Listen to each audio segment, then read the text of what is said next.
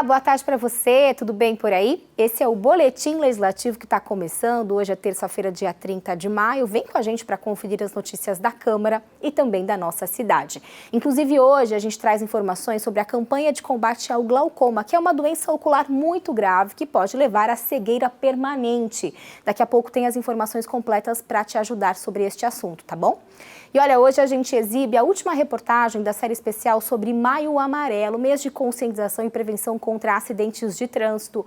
Hoje o assunto é as alternativas ao transporte por carro nas ruas. Você sabe que algumas opções, como o transporte público, as bikes e outras soluções, ajudam a diminuir o congestionamento na cidade. Confira. Em São José dos Campos, mais de 316 mil veículos circulam pela cidade, de acordo com o IBGE. Números que impactam a mobilidade do município, principalmente em horários de picos. Afinal, quantas vezes saindo do trabalho você já não ficou preso em um engarrafamento? E a solução para esse problema passa por um debate importante: a mobilidade sustentável. Ou seja, planejar uma cidade com menos transportes individuais e mais incentivos a transportes coletivos. As cidades que terão maior desenvolvimento humano, maior esse desenvolvimento humano, são aquelas que estão preconizando o quê? O transporte coletivo de qualidade. Então, uma cidade que tem um transporte coletivo de qualidade, um transporte coletivo sustentável, ela tem um índice de desenvolvimento humano, socioeconômico, muito maior. Um dos desafios para a mobilidade é a infraestrutura viária. Com o crescimento acelerado das cidades, espaços para a construção de ciclovias e ciclofaixas ficaram menos acessíveis. Por isso, os especialistas destacam ser necessário trabalhar a integração desses modais o mais rápido possível. Hoje você tem boas ideias, mas você não tem espaço físico para desenvolver essas ideias. As vias hoje, qualquer custo para o poder público em desenvolver vias é muito caro. Então precisa se adaptar, precisa trazer novos momentos, novas ideias, para que esse transporte deixe de ser para os veículos individuais e possa ser para o transporte público de qualidade. A Flávia e Maiara são exemplos positivos dessa mudança de comportamento. Por uma questão de saúde, elas abandonaram o carro e todo dia voltam a pé do serviço para suas casas, na Zona Norte. Mas nem sempre esse trajeto é feito de forma segura. A nossa ciclovia não está preparada nem para pedestres, nem para ciclistas, né? Então nós enfrentamos sim uma certa dificuldade. Certa vez nós estávamos inclusive caminhando e um caminhão passou pertinho de nós, então assim, não temos essa estrutura na cidade para atender os pedestres. Não tem estrutura, né? Até tem muitos buracos na calçada mesmo, né? E então é bem dificultoso para a gente estar, né, caminhando. A Maria também sofre com o mesmo problema de segurança. Devido à demora do ônibus, ela optou por ir embora na caminhada até a Zona Leste após o expediente. Só que muitas vezes, pela falta de local adequado, precisa dividir os espaços de acostamento com os veículos. Fizesse uma ciclovia, fizesse lugar para o pedestre, era até mais incentivo para desafogar um pouco o trânsito. Porque se a gente for caminhando, era até melhor, né? Então desafoga o trânsito, benefício para a saúde. Então acho que tem que ter mais infraestrutura nessa parte. Além das políticas públicas para incentivar o uso do transporte coletivo, o futuro da mobilidade passa pela mudança de cultura da sociedade, que precisa ser estimulada a criar novos comportamentos. E esse processo pode ser colocado em prática, por exemplo, pelas empresas junto com seus funcionários. Nosso time, eles são bem harmoniosos, né? Eles são um time assim bem ajustados entre eles, né? E o legal é que vamos pegar uma carona hoje, com quem vai ser, né? Vamos no carro de quem? Então eles aproveitam, passam, eles moram em bairros, né, bem próximos. Então o marido de uma, por exemplo, passa, pega, já leva para trás todo mundo, né? E nisso eles conseguem reduzir, né, um pouco do valor do passe que eles gastam. E assim já vem de manhã, né, todo mundo junto, batendo um papinho. No Brasil, dados do Denatran apontam que a população já possui um automóvel para cada 4 habitantes. E muito disso é estimulado pela cultura de incentivar a compra de veículos individuais.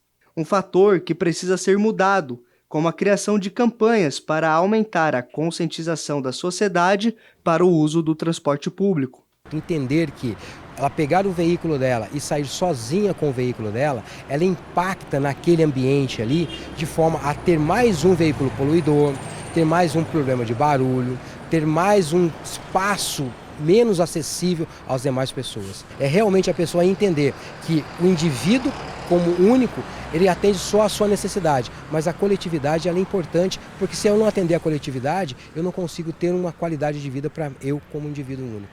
Este especialista ainda aponta que investimentos nos modais coletivos trazem benefícios além do trânsito, como diminuir a poluição, acesso mais fácil aos hospitais e possibilidades da população se deslocar aos serviços públicos com facilidade. E para isso, o futuro passa por construir um modelo de transporte que seja acessível para as pessoas. Com esse crescimento da cidade, esse transporte precisa ser adaptável também a cada região, atender a necessidade de cada região. São José dos Campos é privilegiado dentro dessa área, com grandes técnicos, uma área de tecnologia voltada ao transporte público muito boa. Eu acredito que para os próximos anos, São José dos Campos vai crescer, proporcionando uma melhor qualidade também dentro do transporte coletivo. E já que o assunto é mobilidade e transporte alternativo, você conhece os carros elétricos? Eles já fazem parte, da nossa realidade. Inclusive, na Praça Afonso Pena, tem um dos pontos, onde ficam esses carros compartilhados para você usar aqui pela cidade, viu? E você sabe que a expansão deles está crescendo. Aos poucos, os modelos elétricos estão cada vez mais presentes em São José. Raros, mas cada vez mais populares. Os carros elétricos ainda representam uma parcela pequena do total em circulação no país. São cerca de 126 mil veículos, podendo ser híbridos ou 100% elétricos. Apesar de baixo, o número é visto com otimismo pelo setor. No ano passado, foram mais de 49 mil automóveis emplacados, um crescimento de 41% na comparação com o ano anterior. Para as montadoras, a popularização já é perceptível no dia a dia. Sim, o cliente chega muito, quando ele quer um carro 100% elétrico, ele já pesquisou bastante, né? Então ele já chega até perguntando mais coisas técnicas do carro, como usa tal funcionalidade do carro. Aí ele chega falando, eu quero um XC40, um C40 100% elétrico. Tem uns ainda que buscam também o híbrido, né? Mas no segmento C, onde a gente fala que é o XC40 e C40, que a gente só trabalha com 100% elétrico, ele já vem muito mais preparado, né, sabendo o que quer. A ideia da montadora é que até 2030 sejam fabricados somente carros elétricos, o que pode deixar o produto mais acessível. No geral, os preços ainda não são muito populares. Independente da marca, um modelo de entrada, por exemplo, custa em média R$ 140 mil. E além do custo, existem outras questões que devem ser levadas em conta na hora da compra. Um deles é a disponibilidade de locais para abastecimento, ou melhor, recarga. As viagens de médio e longo prazo, rodagem, elas têm que ser mais planejadas, porque ainda não existe uma grande disponibilidade de rede de carregamentos. Então, é preciso planejar uma rota, planejar se você vai ter autonomia para fazer aquela rota e se tem algum carregador ali para te dar suporte. Ainda assim, os carros elétricos carregam algumas vantagens. Além do baixo gasto com a manutenção, os custos para manter a bateria cheia causam inveja em quem depende do preço da gasolina. De forma geral, um comparativo que é importante a gente ter, se você gasta R$400 para encher um tanque de um carro a combustão, para você encher a bateria com uma eletricidade hoje, eu estou falando em 30% do valor. É 1/3 do custo para você encher com gasolina ou diesel que seja. Então ela é bem competitiva nesse sentido também. Para ter acesso a essa economia, muita gente busca alternativas. O Roberto trabalha com a conversão de carros movidos a combustão para elétricos, um recurso ainda pouco conhecido no Brasil. O mecânico de automóveis explica que quase todos os veículos podem ser convertidos, mas precisam de uma autorização para rodar. Como qualquer modificação bruta que você faz no carro, né, uma modificação grande que você faz no carro, você tem que fazer uma homologação por conta da segurança também. Então, no carro elétrico não é diferente. né? Hoje é um pouquinho mais complicado, porque é uma tecnologia nova, né? O governo ainda não conhece sobre isso, mas já dá para ser feito, né? Assim, a princípio, o caminho que você tem que fazer é levar numa universidade ou num órgão que possa fazer essa vistoria, e depois a homologação é feita no Denatran. O processo completo de conversão custa cerca de R$30 mil, podendo variar de acordo com o modelo do carro. Para o especialista, a disponibilidade de materiais como nióbio e grafeno no Brasil, itens indispensáveis para a construção de baterias, podem alavancar esse mercado no país futuramente. Nos bastidores, né, estão montando fábricas de bateria no Brasil. A própria BYD, que produz os ônibus que nós temos em São José hoje, já está com uma fábrica em Manaus de baterias. Estão surgindo mais 2 grandes fábricas de bateria, que é o equipamento mais importante que a gente tem para os veículos. O resto, quando chegarem as baterias, a gente vai ter aqui já. Então, eu acredito que seja uma questão de tempo, mas vai ter um boom, como aconteceu no gás natural. A popularização desses veículos também pode trabalhar o potencial econômico do Vale do Paraíba. A empresa chinesa Chery promete transformar a planta de Jacareí numa unidade de montagem de carros híbridos a partir de 2025, decisão que pode trazer emprego e renda para a região. E na Câmara de São José, os vereadores acreditam que é preciso valorizar esse potencial. São carros menos poluentes, né? Também, quando a gente lê e vê que tem baixa autonomia, você com a venda crescente, você encontra mais ponto para reabastecer. Então a estrutura da cidade, né, de cidades próximas, vão cada vez melhorando para atender essa demanda. Também você tem que pensar na parte de emprego, né, geração de renda, as empresas se adequando para fazer carros elétricos, e você vê o mercado de trabalho aumentando. Com tantos planos para o desenvolvimento do setor, a expectativa dos parlamentares é que os carros elétricos fiquem cada vez mais acessíveis para a população nos próximos anos. Com toda essa estrutura que está se montando, o custo vai diminuir e, como você falou, né, as pessoas procuram a modernidade, né? E nada mais justo que também procurar no carro. O carro é aquele sonho de consumo da maioria das pessoas, então é justo que a gente possa ter a estrutura e ter o exemplo, né? Hora de fazer um alerta sobre a saúde aqui no Boletim. Hoje é dia de combate ao glaucoma, um mal silencioso que pode afetar até 2,5 milhões de pessoas com mais de 40 anos no Brasil, segundo a Sociedade Brasileira do Glaucoma. E para evitar a doença ocular, a repórter Daniela Rivas conversou com uma oftalmologista que alerta sobre o problema. Boa tarde para você, Dani. É isso mesmo, gente. Olha só, vocês sabiam que o glaucoma é o principal causador de cegueiras irreversíveis e pode atingir até 2,5 milhões de pessoas? Sobre este assunto, eu vou conversar então com a médica oftalmologista Flávia Castro de Oliveira. Flávia, realmente é uma das doenças oftalmológicas mais graves, é isso mesmo? Isso.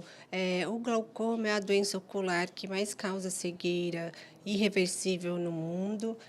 Infelizmente, ele é uma doença silenciosa, então é super importante o diagnóstico precoce. E eu fico muito feliz de ter um dia especial para ele. Então, você falou do dia 26 de maio, foi o dia dedicado ao combate do glaucoma, mas essas ações de conscientização são realizadas o ano inteiro, né? Essas informações são levadas para a população, faladas a todo momento. O dia do glaucoma é um dia muito importante, mas é bom frisar que uma consulta oftalmológica anual de rotina já tem um diagnóstico de suspeita, pelo menos, ou até de diagnóstico mesmo de glaucoma, mas que o tratamento precoce é o mais importante hoje em dia. E como que está a situação aqui em São José dos Campos? Hoje, o glaucoma ele costuma atingir pessoas mais velhas, né, acima dos 40, 45 anos. Como que está a demanda aqui na cidade hoje? O fator de risco são pacientes maiores de 40 a 50 anos de idade, que têm um antecedente na família, principalmente na raça negra, que é um pouquinho mais prevalente. Mas hoje aqui em São José, a gente atende uma média mais ou menos de 3 a 4 mil pacientes por mês. Graças a Deus, a nossa demanda do glaucoma está reprimida, então todo mundo que precisa passar no glaucoma logo consegue passar no ambulatório de especialidade. E hoje o tratamento está feito bem corretinho e o retorno deles mais ou menos a cada 3 meses. A joia, Flávia, muito obrigada pelas informações. Então é isso, gente. Como a doutora Flávia falou, é uma doença silenciosa e grave. Portanto, faça seus exames corretamente, anual, aquele check-up anual que a gente sempre faz. Então, realize esses exames, porque como todas as doenças, né, quando ela é descoberta no início, as chances de tratamento e cura aumentam bastante. Então é isso. Fiquem ligados. Voltamos para o estúdio. Importante essas informações, né, Dani? Obrigada, viu? Bom trabalho para você aí.